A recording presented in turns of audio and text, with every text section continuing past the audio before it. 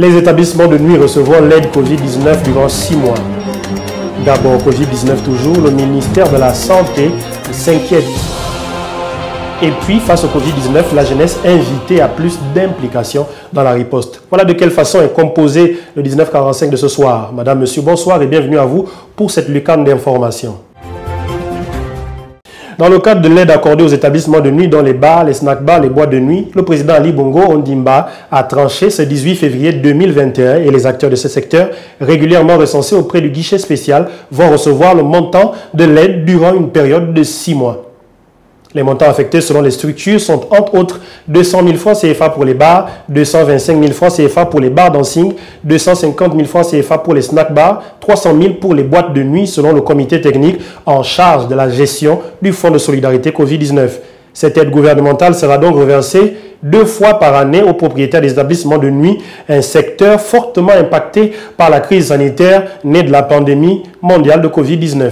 En effet, dans sa première phase d'affectivité, les tenanciers de bars ont perçu leur chèque le 15 février dernier auprès de l'agence comptable des fonds Covid-19 au Trésor public avant de percevoir la liquidité à la caisse de dépôt et consignation. À ce jour, ce sont donc 333 dossiers comptabilisés, donc 182 dossiers complets et 151 incomplets. Pour être considéré comme complet, le ministre des PME-PMI, Hugues Mbadinga Madia, rappelle que les dossiers devraient être conformes aux dispositions du décret 408/PR/MISPID du 26 septembre 2012 fixant les conditions d'ouverture et d'exploitation des débits de boissons. La situation épidémiologique actuelle est alarmante et inquiétante, a indiqué le ministre de la Santé Guy Patrick Obiandong sur le plateau spécial de Gabon 24 sur les nouvelles mesures du gouvernement contre le Covid-19. Explication. Un constat qui a conduit le gouvernement, sur les instructions du chef de l'État Ali Bongo Ondimba, à prendre certaines dispositions le 12 février dernier pour freiner la propagation du Covid-19 au Gabon. Du 1er février à ce jour, le pays a recensé 2119 cas positifs, plus de 8 décès, ce qui nous conforte à dire que la situation est grave. Dans les hôpitaux publics comme dans les privés, nous avons un début de saturation des structures sanitaires, a déclaré Guy Patrick Obiandong.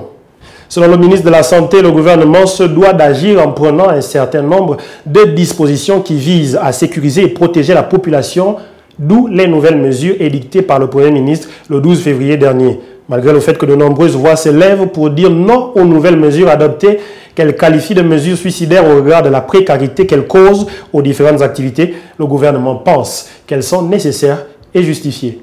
Nous parlons toujours de Covid-19 et la réaction ministérielle vis-à-vis du Covid-19, où il y a justement celle du ministre des Sports, de la Jeunesse, en charge de la vie associative au Fonds Nguema, qui rejoint celle du chef des affaires humanitaires des Nations Unies, Mark Lowcock. Il avance que trop souvent, l'énergie et les talents des jeunes sont dilapidés lorsque les crises surviennent.